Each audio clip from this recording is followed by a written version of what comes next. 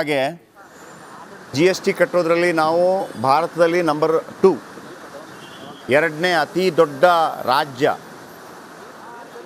ಮಹಾರಾಷ್ಟ್ರ 35,000 40,000 ಕಟ್ಟಿದರೆ ಎರಡನೇ ಸ್ಥಾನದಲ್ಲಿ ನಾವಿದ್ದೀವಿ. ಅದಕ್ಕೆ ಪ್ರಮುಖ ಕಾರಣ SM ಕೃಷ್ಣ.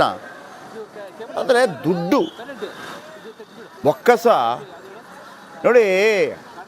1999 ಇವರು ಮುಖ್ಯಮಂತ್ರಿ ಆದಾಗ 13,000 ಕೋಟಿ ಕಣ್ರಿ ನಮ್ಮ ರಾಜ್ಯ ಬಜೆಟು. 13,000 ಕೋಟಿ. ಅರ್ಥ ಮಾಡ್ಕೊಳ್ಳಿ 25ನೇ ವರ್ಷಕ್ಕೆ ಎಷ್ಟಾಗಿದೆ ಅಂತೇಳಿ. 13,000 ಕೋಟಿ ಬಜೆಟ್ ಇದ್ದದ್ದು ಅವರು ಕೆಳಗಿಳಿಯೋ ಹೊತ್ತಿಗೆ 34,000 ಕೋಟಿ ಆಲ್ರೆಡಿ ಮಾಡಿದರು. 34,000 ಕೋಟಿ 2004ರಲ್ಲಿ. ಇನ್ನು ಮುಂದಿನ 4 ವರ್ಷದಲ್ಲಿ ಅದು 1 ಲಕ್ಷ ಕೋಟಿ ಆಯಿತು. ನನಗೀಗಲೂ ನೆನಪಿದೆ, 1 ಲಕ್ಷ ಕೋಟಿ ಯಡಿಯೂರಪ್ಪನವರ ಕಾಲಾವಧಿಯಲ್ಲಿ 1 ಲಕ್ಷ ಕೋಟಿ ಬಂತು 2008. 2004ರಲ್ಲಿ 34,000 ಕೋಟಿ. 1999ರಲ್ಲಿ ಕೇವಲ 13,000 ಕೋಟಿ. ಈಗ ಒಂದು ಇಲಾಖೆಗೆ ಅಷ್ಟಿದೆ, 34 ಇಲಾಖೆಗಳ ಪೈಕಿ. ಇವತ್ತು 3,75,000 ಕೋಟಿ ರೂಪಾಯಿ ಕೇವಲ 20 ವರ್ಷಗಳಲ್ಲಿ. ಅರ್ಥ ಮಾಡ್ಕೊಳ್ಳಿ SM ಕೃಷ್ಣ ಅವರ ಸಾಧನೆ ಅದು. ಎಲ್ಲ ಕಡೆ ಆಯಿತು ಅಂತಂದರೆ ಕೇರಳನೂ ಆಗಬೇಕಾಗಿತ್ತು, ತಮಿಳುನಾಡು ಆಗಬೇಕಾಗಿತ್ತು, ವೆಸ್ಟ್ ಬೆಂಗಾಲು ಆಗಬೇಕಾಗಿತ್ತು. ಹಾಗಲ್ಲ.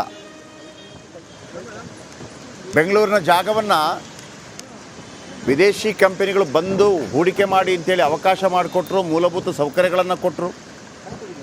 ಕೆಲವು ಕಡೆ ಝೀರೋ ಟ್ರಾಫಿಕ್ ಮಾಡಲಾಗಿದೆ ಅಂತ ಅಂದ್ಕೊಂಡಿದ್ದೀನಿ ನಾನು.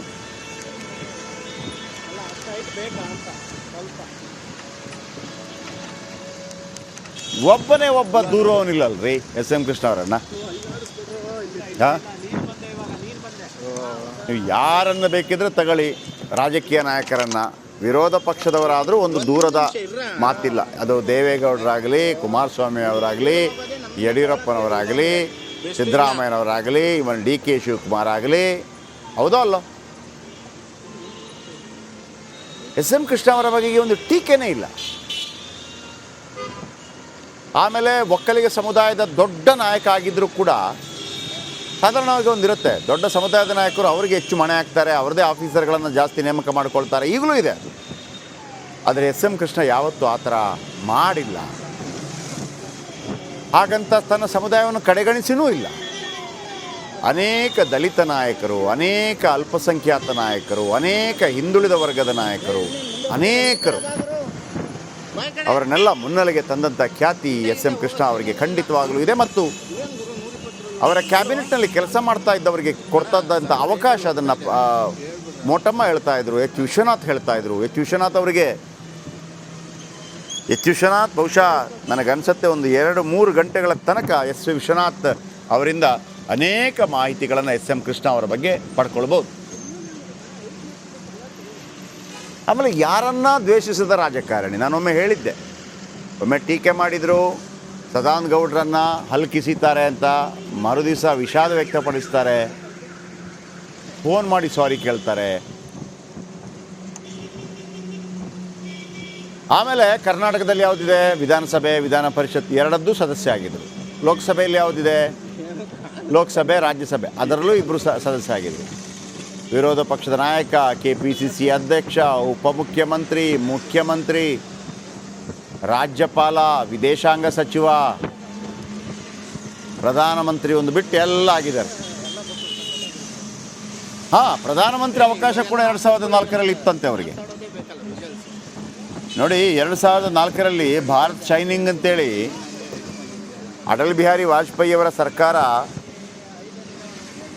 ಮತ್ತೆ ಅಧಿಕಾರಕ್ಕೆ ಬರೋದಿಲ್ಲ, ಪತನಗೊಳ್ಳುತ್ತೆ. ಬಹಳ ವರ್ಷಗಳ ನಂತರ ರಾಜೀವ್ ಗಾಂಧಿಯವರ ಕೊಲೆಯಾದ ನಂತರ ದೂರ ಇದ್ದಂತಹ ಸೋನಿಯಾ ಗಾಂಧಿಯವರನ್ನು ಮನವೊಲಿಸಿ ಮತ್ತೆ ಕಾಂಗ್ರೆಸ್ನ ಅಧ್ಯಕ್ಷಗಿರಿಯನ್ನು ಅವರಿಗೆ ಕೊಡಲಾಗಿತ್ತು. ಅದಕ್ಕಿಂತ ಮೊದಲು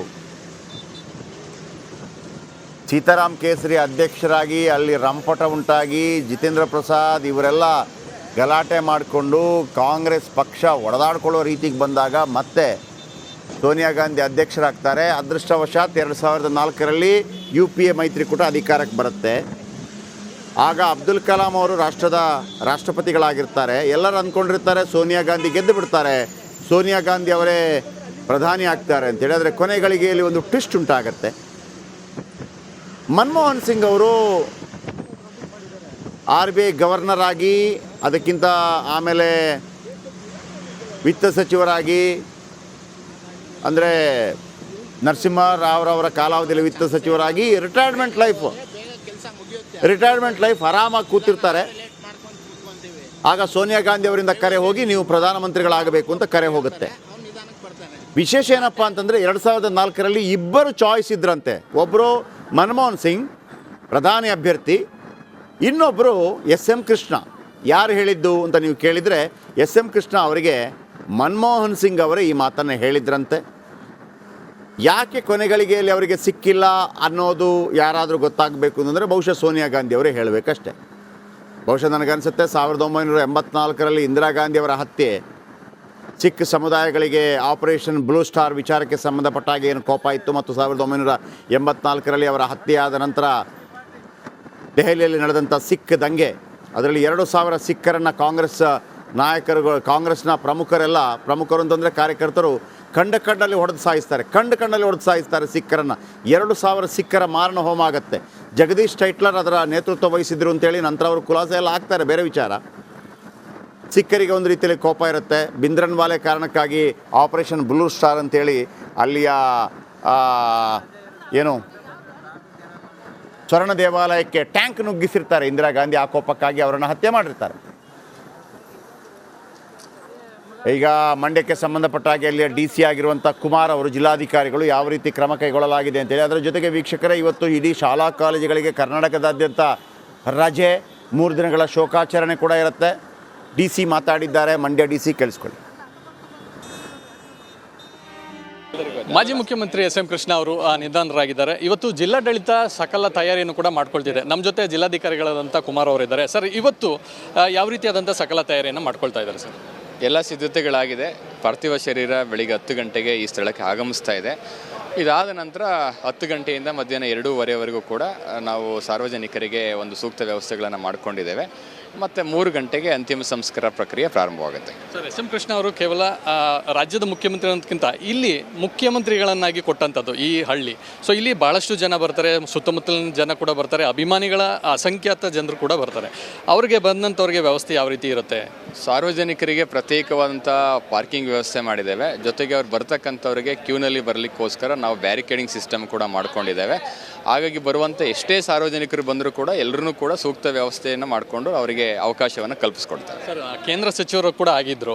ಸೊ ಹಾಗಾಗಿ ಕೇಂದ್ರದಿಂದಲೂ ಕೂಡ ಅನೇಕರು ಬರ್ತಾರೆ ಅಂತ ಹೇಳಿದರೆ, ಸೊ ಯಾರೆಲ್ಲ ಬರ್ಬೋದು, ಮತ್ತು ರಾಜ್ಯದಲ್ಲೂ ಕೂಡ ಯಾರೆಲ್ಲ ಮುಖ್ಯಮಂತ್ರಿಗಳು ಬರ್ತಾರೆ ಅಥವಾ ಸಚಿವರು ಯಾರೆಲ್ಲ ಬರ್ತಾರೆ? ಈಗ ನಮಗೆ ಅಲ್ಲಿ ಬೆಂಗಳೂರಿಂದ ಹೊರಟಾಗ ಗೊತ್ತಾಗುತ್ತೆ. ಸದ್ಯಕ್ಕೆ ಕೇಂದ್ರ ಸಚಿವರಾಗಿರುವಂಥ ಪ್ರಹ್ಲಾದ್ ಜೋಶಿ ಸರ್ ಬರ್ತಾ ಇದ್ದಾರೆ, ಶೋಭಾ ಕರಂದ್ಲಾಜೆ ಮೇಡಮ್ ಅವರು, ಮತ್ತು ನಮ್ಮ ಜಿಲ್ಲೆಯ ಸಂಸದರು ಮತ್ತು ಸಚಿವರಾಗಿರ್ತಕ್ಕಂಥ HD ಕುಮಾರಸ್ವಾಮಿ ಸರ್ ಬರ್ತಾ ಇದ್ದಾರೆ. ಇನ್ನು ಅನೇಕ ಗಣ್ಯರು ಬರ್ತಾರೆ.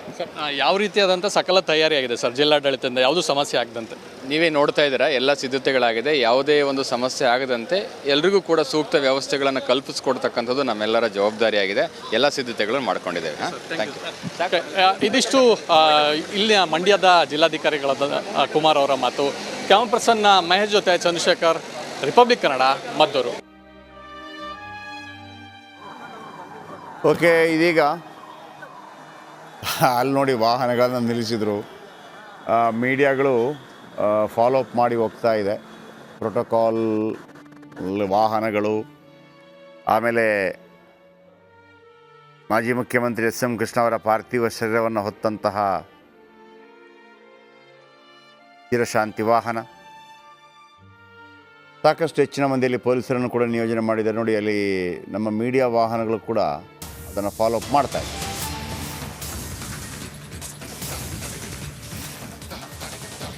ಇದೀಗ ಮಂಡ್ಯಕ್ಕೆ ಹೋಗೋಣ.